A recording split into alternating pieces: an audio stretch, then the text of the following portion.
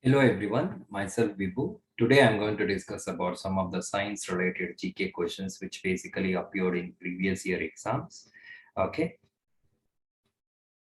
the first question is the process involving in change of state direct from solid to gas is called.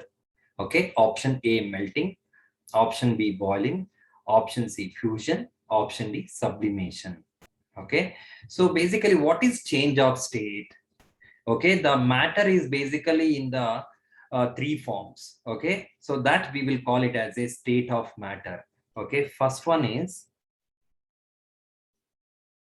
okay, I'll write it as solid,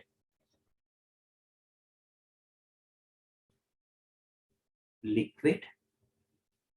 Next one is gas, right? Okay, so here when you increase the temperature from one form to another form, the matter will changes.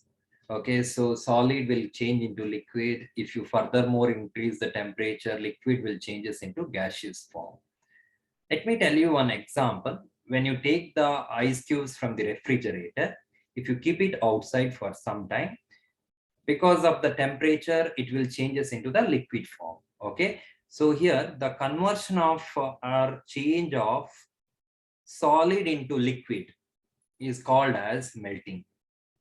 Okay, so melting is the process of conversion of solid into liquid state. Okay, and option B is boiling. Okay, when you furthermore increase the temperature of the liquid is going to convert it into gaseous form or vapor form. The process of conversion of liquid into gaseous form is called as, okay, the boiling. And fusion is the another name of melting, which we have discussed. Okay, so fusion is nothing but conversion of solid into liquid state. Okay, and the fourth option, I mean D, is sublimation. Sublimation is the process of conversion of or change of solid into gaseous state directly. So here we have to understand one thing. So it will directly change from solid to gaseous state is called sublimation. Okay, so sublimation is the right answer for this question. So sublimation is basically conversion of solid into gaseous state directly without coming into liquid form. The example for the sublimation, I can give you camphor. Okay, so the right answer is D. Question number 2. Titan is satellite of which planet? Option A Mercury, option B Jupiter, option C Venus, option D Saturn. Okay, so in our solar system we have total 8 planets. Okay, so out of that, few planets are having their own satellites. I mean to say that they are considered as a moons. Okay, so the option A Mercury doesn't have any satellites, I mean any moons, so I'll call it as a 0. Okay, and come to the Jupiter.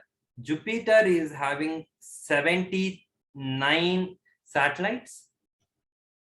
Venus doesn't have any moon, I mean satellite. Okay, and Saturn having 83 moons. Okay, here Titan is one of the moon of the Saturn. Okay, so Saturn is the planet which is having the satellite, that is Titan, which is the second largest the moon in the solar system. Okay, and our Jupiter is having a satellite. Okay, that name is Ganymede, which is the largest natural satellite moon which is there in our universe, I mean solar system. Okay, question number 3. Metals are the good conductors of electricity because option A, they contain free electrons, option B, the atoms are lightly packed, option C, they have high melting point, option D, all of this. Okay, so what are conductors?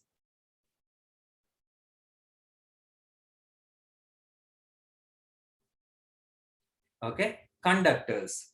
Conductors are the solids which allow the charges or electrons to flow through it. Okay, so the best conductor is gold, silver, aluminum, and copper. Okay, so silver is one of the good conductor available, but we cannot use silver as a conductor in our electronic circuit because it is expensive. Even we cannot use gold as a, the wire or connecting point for, because it is a expensive thing. And aluminum we generally use in our electric poles to transfer the current from or electricity from the power station to the where it is basically used. Okay, and copper is the thing which is generally used in all the electronic the circuits. And how they conduct, what is basically required for the conduction. So conduction is basically happens because of the free electrons. Okay, so if you want to say anything is a good conductor, that must contain more free electrons. Okay, so the right answer for this third question is, okay, option A, they contain free electrons. All right, we'll move to the next question. The pH value of an acidic solution is option A less than 7, option B greater than 7, option C is 7, option D is 0. So what is pH value? Okay, the pH is nothing but power of hydrogen. Also we'll call it as potence. Okay, pH scale. Okay, pH scale is an device basically used to measure the acidic or basic nature of any substances. Okay, in general the pH scale is basically marked from 0 to 7 and 7 to 14. Okay, if any substance having the pH of 7, then it is in neutral condition. Okay, it is not acidic, either it is not base. Okay, but the pH is decreases from 7 to 0, then we will consider as a acidic. Okay, if the pH level is more than 7, I mean greater than 7, then it is base. The example for base I can give you soap. Okay, example for acidic is lemon. Okay, if the pH is exactly 0, then it is highly concentrated acid. All right, so the right answer for this question is option A, less than 7. Okay, if it is more than 7, I mean greater than 7, we will consider as a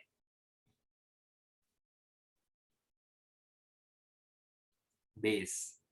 If it is 7, then it is neutral. 0 means it is highly concentrated, it contains more H plus ions. All right, we'll move to the next question. MRI stands for option A, metered resonance imaging, option B, magnetic resonance imaging, option C, magnetic reaction imaging, option D, metered reaction imaging. Okay, the right answer for this question is option B, magnetic resonance imaging. Okay, all right. So what is MRI? Where we will use? MRI scanning is basically used in medical field. Okay, to diagnose or to study the internal body part of humans. Okay, in general it is used to study the human brain, its structure, that any disease related brain, to diagnose the brain issues. Okay, brain tumor, all that we will be studying with the help of MRI scanning. Here is the one example image I have placed, okay, which basically MRI scanned image. Okay, so all right, we'll move to the next question, sixth one. Metals are the good conductors of electricity because, okay, This question already we have discussed in the previous case. The answer is they contain free electrons. Which of the following mirror is commonly used as a rear view mirror in a vehicles? Okay, the option A, concave mirror, option B, convex mirror, option C, plane mirror, option D, none of the above. What is rear view mirror? Rear view mirror is the mirror which is fixed in the left and right of the driver, or it is also it is placed closer to the steering, I mean in the middle of the vehicle near the steering. Okay, so why we will use it? So it will give the clear picture of the things or the objects or the vehicle traffic from in the backward direction, whatever coming in the backside, right? All right, so why we have to use the mirror? So it will give the clear picture, right? So in this case we will use convex mirror.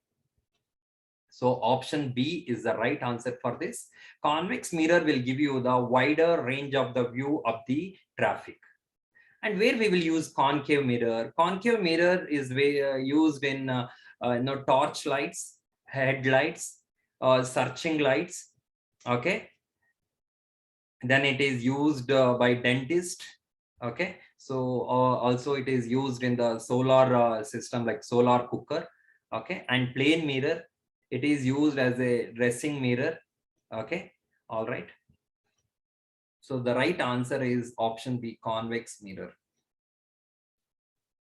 Question number 8, which are the main gases present in sun? Okay, option A, hydrogen and helium, option B, hydrogen and argon, option C, argon and helium, option D, hydrogen and carbon dioxide. Okay, so the sun is consists of two type of gases, those are hydrogen and helium. Okay, and how about this argon? Argon is the gas considered as a rare gas. Okay, rare in the sense it is rarely available in our atmosphere. Okay, we will also call it as a noble gases. Okay, it is available in the atmosphere just 1%. Remember this. There are 6 type of gases are there. How many? 6 types. Out of that, here one argon is there, another one is helium also there. You can see here in the option C and option A we can see helium. This is also considered as a rare gas or a noble gas. Okay, argon, helium. Now I'll write it here. Argon, helium, krypton, xenon, radon, neon, or are considered as a, these are the 6 rare gases. Okay, here I have given one image, that is filament bulb, which basically contains argon gas. Okay, it basically contains argon gas, so it will increase the lifespan of these bulbs. Okay, and it will emit more light. Okay, next one, this is the balloons. We generally see these kind of things in celebrations like New Year or Republic Day, Independence Day celebrations. These bulbs basically filled with helium gas. Okay, all right, so the right answer is option A. Which are the 3 primary colors?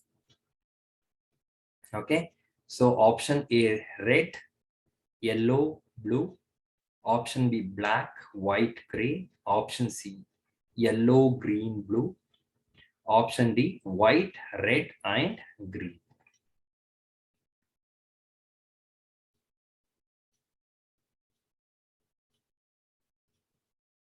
Color.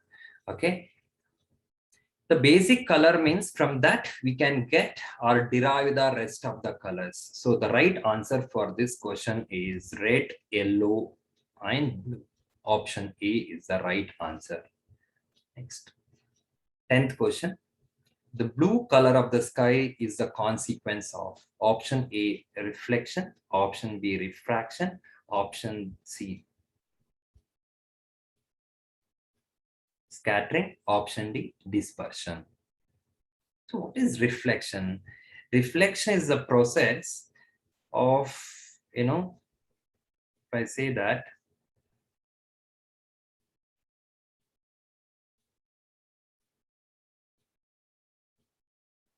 so here, let me write on surface. This is the normal.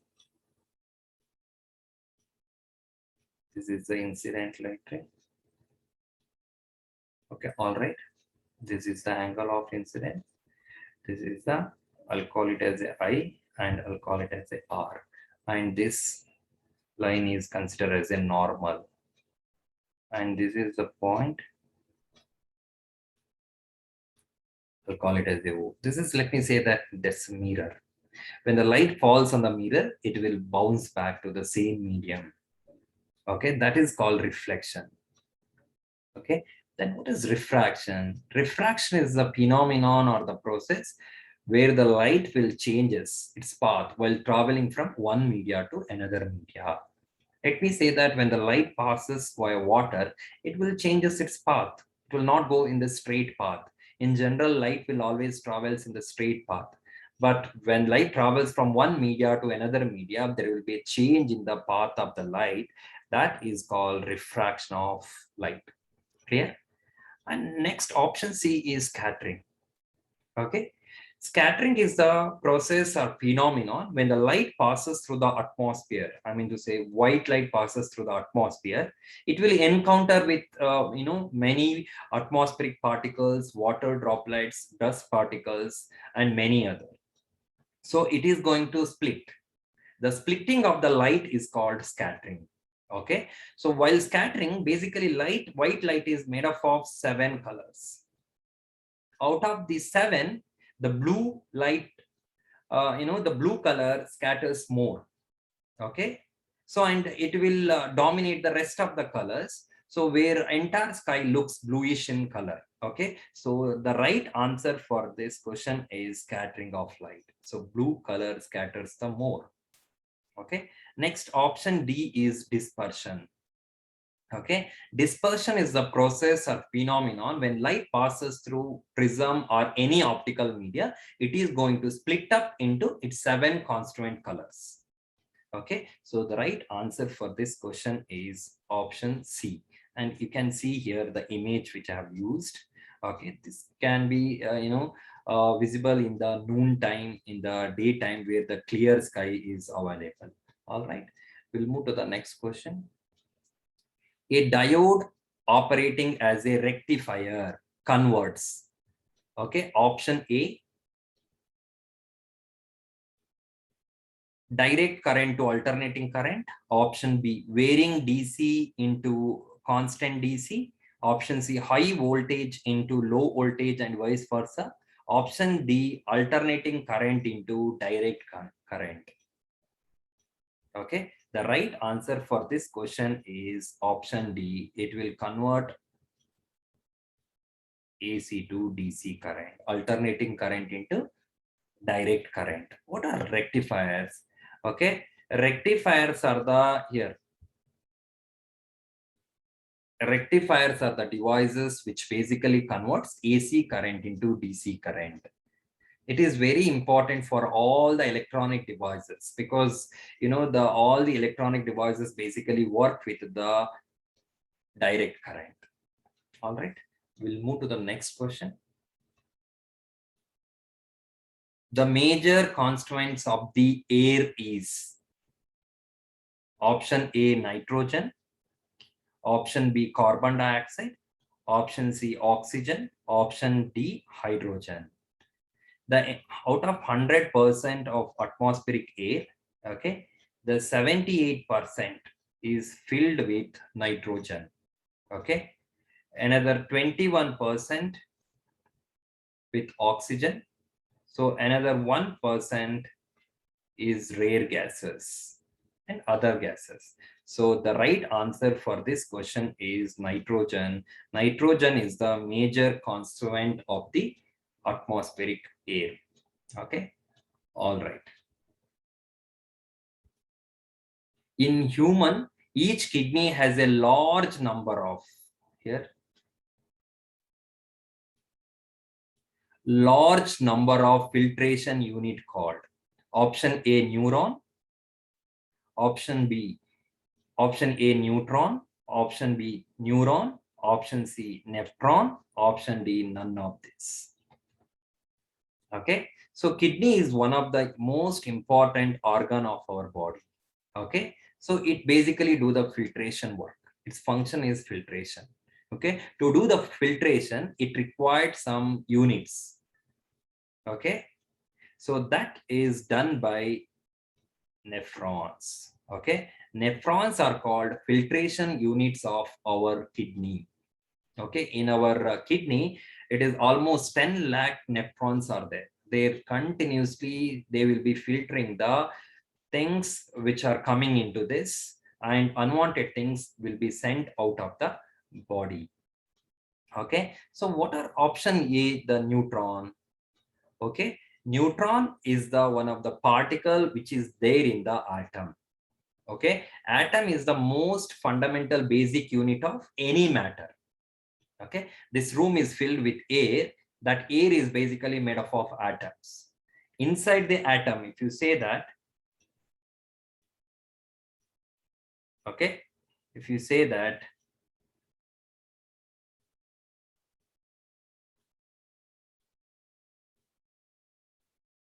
so